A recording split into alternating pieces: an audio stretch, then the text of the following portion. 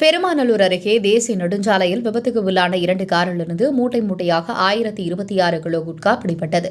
காரில் வந்தவர்கள் தப்பியோட்டம். பெருமாநல்லூர் போலீசார் தீவிர விசாரணை. திருப்பூர் மாவட்டம் அவிநாசி அடுத்த பெருமாநல்லூர் காவல்நிலை எல்லைக்கு உட்பட்ட கோவை சேலம் செல்லும் 6 வழி தேசிய நெடுஞ்சாலையில் வலசபாளையம் என்கிற இடத்தில் இன்று அதிகாலை கர்நாடக பதிவெண் கொண்ட காரின் டயர் வெடித்து டிவைடரில் மோதியதில் கார் தாறுமாக ஓடி விபத்துக்கு உள்ளானது. விபத்துக்கு உள்ளான காரை பின்தொடர்ந்து வந்த பேருந்து அந்த காரின் மீது மோதியது.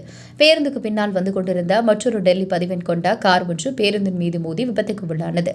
அடுத்ததாக நடந்த இந்த விபத்தால் வாகனங்கள் செல்ல முடியாத நிலை ஏற்பட்டதைத் தொடர்ந்து நெடுஞ்சாலையில் நடைபெற்ற விபத்து குறித்து போலீசாருக்கு தகவல் கிடைத்தது. தகவலின் பெயரில் போலீசார் விபத்து நடந்த இடத்திற்கு விரைந்து வந்து பார்த்தபோது விபத்துக்கு உள்ளான 2 கார்களில் வந்தவர்களும் தப்பி ஓடியது தெரியவந்தது. இதையடுத்து காரை திறந்து பார்த்த போலீசார் அதிர்ச்சியடைந்தனர்.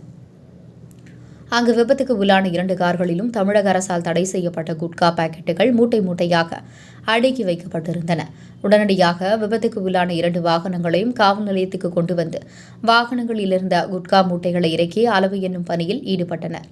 இதையடுத்து 50க்கும் மேற்பட்ட மூட்டைகளில் பல்வேறு வகையான தமிழ்நாடு அரசால் தடை செய்யப்பட்ட 1026 கிலோ புகையில் குட்கா பொருட்கள் கடத்தி வரப்பட்டது தெரியவந்தது. இதுகுறித்து வழக்கு பதிவு செய்த பெருமாநல்லூர் போலீசார் தப்பியோடிய குற்றவாளிகளை தனிப்படை அமைத்து சிசிடிவி காட்சிகளின் அடிப்படையில் தீவிரமாக தேடி வருகின்றனர். திருப்பூர் மாவட்ட பகுதியிலேயே அதிகமான புகையிலைப் பொருட்கள் பறிமுதல் செய்யப்பட்டது மிகவும் பரபரப்பாக பார்க்கப்படுகிறது.